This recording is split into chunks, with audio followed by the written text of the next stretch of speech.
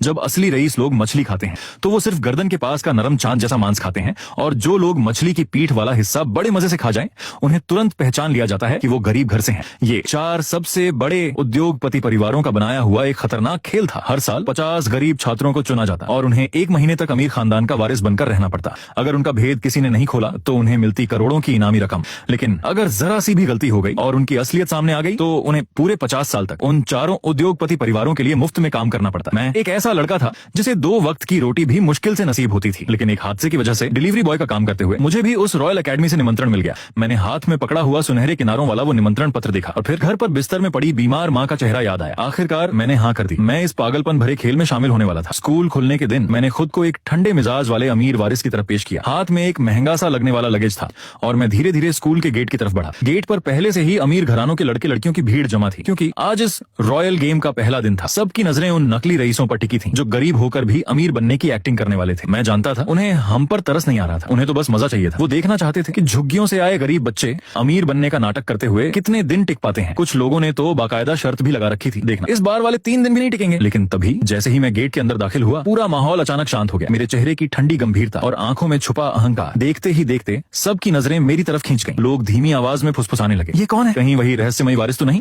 मैंने हल्का सा भौं सिकोड़कर भीड़ की तरफ देखा, फिर नीचे कीचड़ भरी गीली जमीन पर नजर डाली और बगल में खड़े एक अमीर लड़के की तरफ इशारा किया।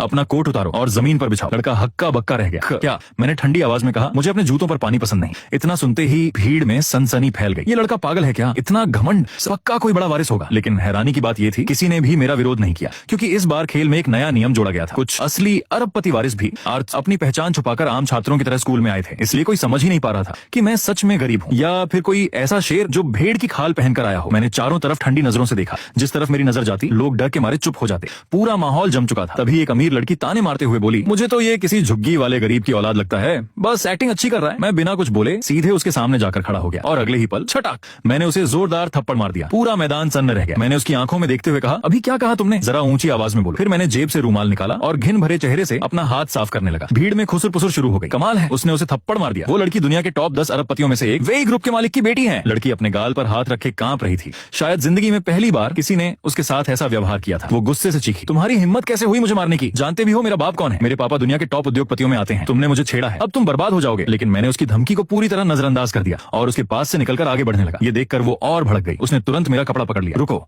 मैंने तुम्हें जाने की इजाजत नहीं दी। तभी अचानक ठन मेरी जेब से एक कार्ड नीचे गिर पड़ा। भीड़ में से किसी की नजर उस पर पड़ी और वो डर से चिल्ला उठा, अरे वो देखो! सभी की नजरें जमीन पर पड़े उस कार्ड पर टिक गई। काला कार्ड जिस पर सुनहरी नक्काशी बनी हुई थी। एक लड़का कांपती आवाज में बोला, नहीं, ये तो ब्लैक गोल्ड कार्ड है। पूरी दुनिया में जिसकी सिर्फ 3 कॉपी मौजूद है।